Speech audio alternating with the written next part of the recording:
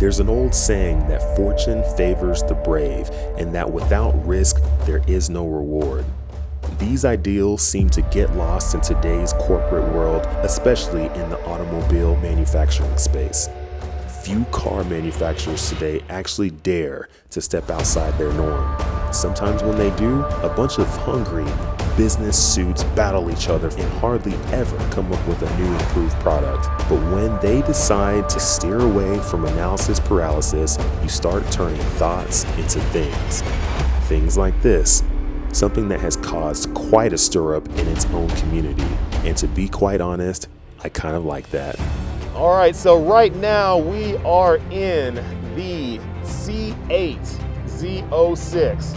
This car is an absolutely incredible car. Man, ever since I got this thing, I've just been loving every bit of this car, but I haven't really had too many opportunities to bring it on track. I've been on a drag strip with this thing. This car has a very, very good straight line speed, but I wanted to bring it to a road course and figure out, you know what can this car do on a road course? Can it turn? Can it drive out of the corner? Can it brake? GM spent a lot of time, I'm talking about many, many years, plotting up their scheme on what they were going to create. What was this next car? What were they going to do? They were going away from the front engine Corvettes, which was a typical Corvette. I mean, ever since the 50s, they've been making front engine style Corvettes, and now they decided to go to something a bit different. And they decided to go with a mid-engine car. And they first started out with the C8 as their base, and that's what they always do. They always have the base car, but then eventually they get away from the base car and they go with the Z06 and the ZR1. They haven't come out with that ZR1 just yet, but they do have the Z06 and we've got it here with us. This car, I mean, as you're driving it into these corners, you can really feel that these brakes work very, very well. The acceleration out of the corners is better than any other Corvette I've ever had before in my life. And I've had a C6 Z06, I've had a C7 Z06, I now have this C8 Z06, and none of those cars match up to the C8 Z06. I mean, this car is an absolute track monster. I mean, this car is a 5.5 liter flat plane crank V8 making 670 horsepower from the factory. There is no other naturally aspirated V8 in the world that makes that kind of horsepower from the factory, bone stock without boost. There's no supercharger. There's no turbochargers. There's no turbochargers. There's no boost at all. It's all naturally aspirated American V8 power.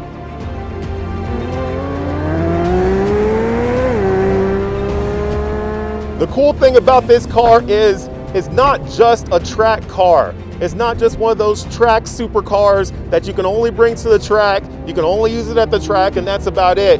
You can use this car as a daily driver. The one we're in right now is a non-Z07. So this car does not have the Z07 aero. It doesn't have the extra, a little bit 10%, 15%, whatever, stiffer suspension. It doesn't have that, yet it still handles really good. I'd put this car up against the Z07 all day long. I feel like if you're a good enough driver, you can still easily hang with the Z07, right? The Z07 is nice for a lot of different reasons, but honestly, do you really need it? Unless you're really trying to get that last tenth, that last couple tenths of the track, I think the normal Z06 really is all you need with this car. I mean, it does everything that you want it to do, and it's an absolute blast.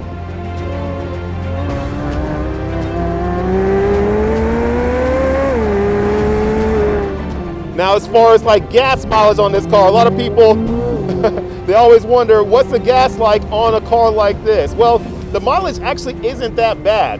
I drove this car cross country, and when I drove it cross country, I was able to get over 300 miles on one tank of fuel. I mean, if I really stretched it, I could probably get 350, maybe even 360 miles on one tank. So you can actually drive this car a lot, and it's not gonna really kill you at the pump. Now, obviously, it's not like a crazy fuel efficient EV or something like that, or a hybrid or whatever you want to call it. but it's still a good car. Still good for on the gas, not too bad at all. So if you're somebody who is on the fence trying to figure out, you know what, should I get a new C8 Z06 over the base C8 or even over the C8 E-Ray that's coming out, I can sit here and tell you that it's definitely worth the investment. This car will be everything you could have ever dreamed about for a supercar. And it is a supercar. It's not a sports car, it is a supercar.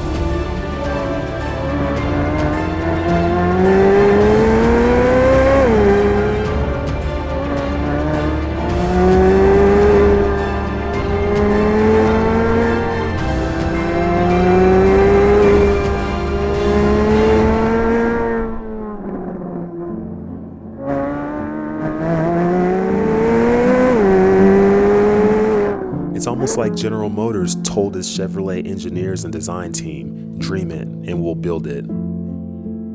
This vehicle is a true testament to what happens when brilliant people aren't limited by red tape. I cannot honestly say that I've driven anything better or have had any better experience in any other vehicle in my life.